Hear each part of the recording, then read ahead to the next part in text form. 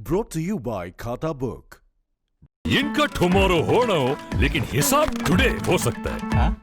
कैसे? भाई खाता आउट करो, खाता बुक डाउनलोड करो, ये ऑटोमेटिकली हिसाब करे, उधारी वापस लाए फटाफट। भेज दिया उसको हिसाब। खाता बुक, बिजनेस हुआ इजी। नेपाल की वामी ओली सरकार की देन है कि वो ना घर के रहे ना घाट के। नेपाल की वामी सरकार ने वामी चीन से दिल तो लगा लिया, लेकिन चीन ने नेपाल की ओली सरकार को हसीन सपने दिखाकर बेवफाई कर दी। चीन ने भारत के खिलाफ नेपाल को भड़काने के लिए कई वादे किए, लेकिन साल बीत गए और चीन बदल गया। नेपाल से चीन के किए वादे जस के तस हैं।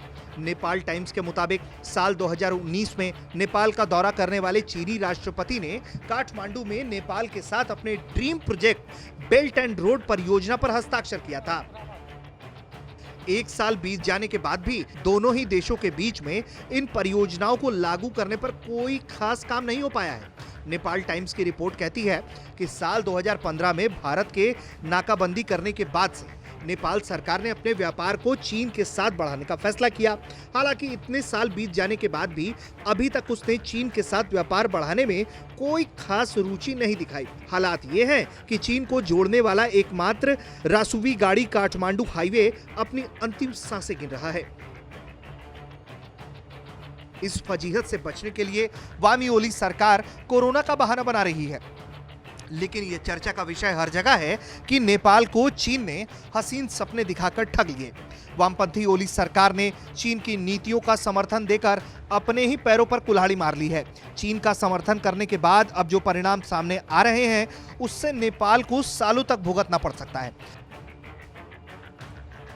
पहले नेपाल चीन के इशारे पर भारत से विवाद खड़ा करने की कोशिश करता रहा, लेकिन हाल के दिनों में हुए खुलासे से खुद नेपाल की सरकार घिरी हुई है।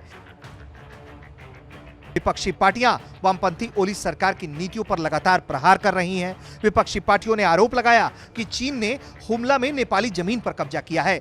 बीजिंग ने यहां पर इमारतों का निर्माण भी शुरू कर दिया। एक विपक्षी नेता जो करनाली प्रांत से संबंध रखते हैं, उनका कहना है कि इलाके में चीनी सैनिक लोगों को परेशान कर रहे हैं।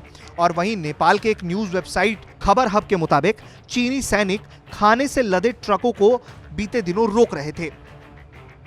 नेपाल की विपक्षी पार्टियां लगातार चीन के कारनामों को उजागर करते हुए नेपाल की मौजूदा सरकार पर हमले कर रही है, तो वहीं नेपाल के प्रधानमंत्री केपी शर्मा ओली चीन के कारनामों को खुद अपनी जनता से छिपाने की कोशिशों में लगे हुए हैं। ब्यूरो रिपोर्ट, भारत तक।